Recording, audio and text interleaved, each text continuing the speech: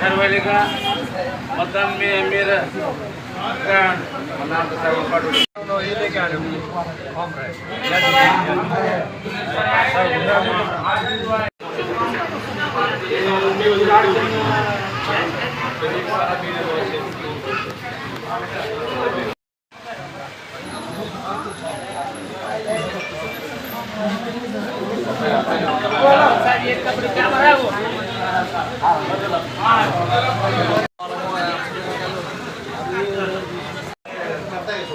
आज प्रभाग क्रमांक 18 मध्ये 3 दिवस झाले आपण SRIचा कॅम्प लावलेला आहे। या कॅम्पमध्ये इथं BLO पासून फॉर्म घेऊन लोकांना फॉर्म भरण्यासाठी ऑनलाईन करण्यापर्यंत सुविधा आपण दिलेली आहे।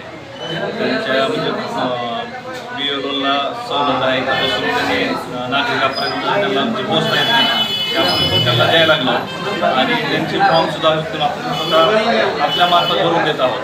आणि आज जवळपास 700 ते 800 फॉर्म आपण भरून दिलेले आहेत आजपर्यंत आणि किमान 10 BLO कंटिन्यू बसून आहेत डेली रोजच्या ह्याला सकाळी 10 वाजल्यापासून संध्याकाळी 7-8 वाजेपर्यंत 10 BLOचे टायमिंग आहेत। वेगवेगळ्या टायमिंगवरून त्यांनी इकडं आपले फॉर्म देतात आणि नागरिकांचे आपण फॉर्म भरून देत आहोत आणि जवळपास आज 3 दिवसामध्ये आपण 700 ते 800 फॉर्म भरून दिलेले आहेत नागरिकांचे आणि रोजच्या रोज अजून चालू आहे। पूर्ण आपण कॅम्प महिनाभर कसं कंटिन्यू चालू आहे। सगळ्यात महत्त्वाचं जिल्हा काँग्रेस कमिटीच्या वतीनं जिल्ह्यातील सर्व बूथवर म्हणजे 1500 ते 20 बूथला BLOच्या सुट्टीला आम्ही BLOची नेमणूक केलेली आहे।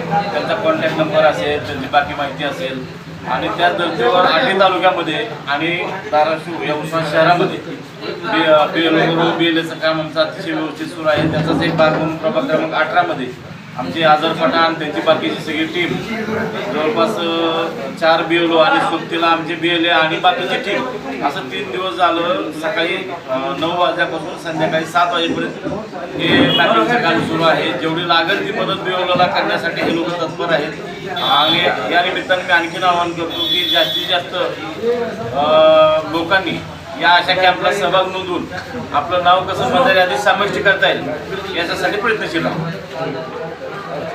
2002च्या यादीमध्ये नाही त्या लोकांसाठी काय? त्या लोकांसाठी जे त्यांनी 11 पुरावे दिलेले आहेत ते पुरावे ग्राह्य धरून त्या अनुषंगाने त्यातील कुठलाही एक पुरावा जो आपण BLOपर्यंत पोहोचवायचा आहे आणि त्या अनुषंगाने ते नाव घेतो म्हणून त्यांनी शब्द नागरिकांमध्ये संभ्रम आहे 2002च्या यादीमध्ये नाव त्यामुळे त्यांना त्याच्या सूचना दिल्या जातात नागरिकांना आणि सोबत ते पुराव्याची यादीही दिली जाते।